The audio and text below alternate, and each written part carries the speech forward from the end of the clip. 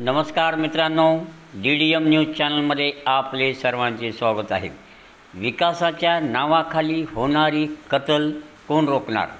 मित्रांनो, सध्या जिकडे तिकडे विकासाच्या नावाखाली, मग ते राष्ट्रीय महामार्ग असो, एखाद्या कार्यालयाची इमारत असो, सौर ऊर्जा प्रकल्प असो किंवा अन्य काही विकासात्मक बांधकामे असोत, ही बांधकामं करताना असलेली जी प्रचंड वृक्ष आहेत ती सर्रासपणे कत्तल केली जात आहेत।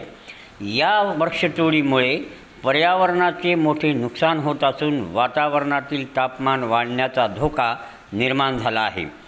असे असले तरी विकासाच्या नावाखाली ह्या वृक्षतोडीला कोणीही रोखू शकत नाही, अशी अवस्था सध्या निर्माण झालेली आहे।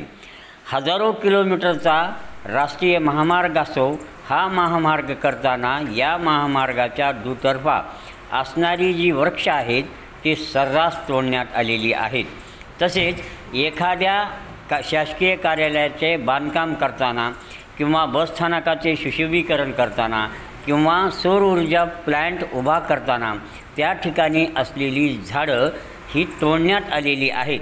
ही झाडं तोडताना शासनाने एक नियम घालून दिलेला आहे की आम्ही जेवढी झाडं तोडलेली आहेत त्याच्या 10 पट ही झाडं या ठिकाणी त्याच्या आजूबाजूच्या परिसरात लावून जगवली जातील, असे करार किंवा नियम आदर्श तत्व शासनाने त्या विकास काम करण्याच्या अटी शर्तीमध्ये टाकलेले आहे।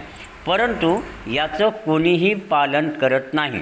आपण राष्ट्रीय महामार्ग घ्या किंवा एखाद्या शासकीय कार्यालयाची इमारत घ्या, त्या ठिकाणी असणारी प्रचंड मोठमोठाली झाडं तोडण्यात आली, परंतु एकही झाड त्या ठिकाणी लावण्यात आलेलं नाही। यामुळं पर्यावरणाचं मोठं नुकसान होत असून ही होणारी कत्तल, विकासाच्या नावाखाली होणारी कत्तल कोण रोखणार, असा प्रश्न पर्यावरणप्रेमीला पडला आहे। यातून जागृती होऊन नियमाचं पालन करून जेवढी झाडं तोडलेली आहेत त्याच्या 10 पट नाही तर किमान 1-2 पट तरी झाडे लावून जगवावीत, अशी अपेक्षा पर्यावरणप्रेमीकडून व्यक्त केली जात आहे। धन्यवाद।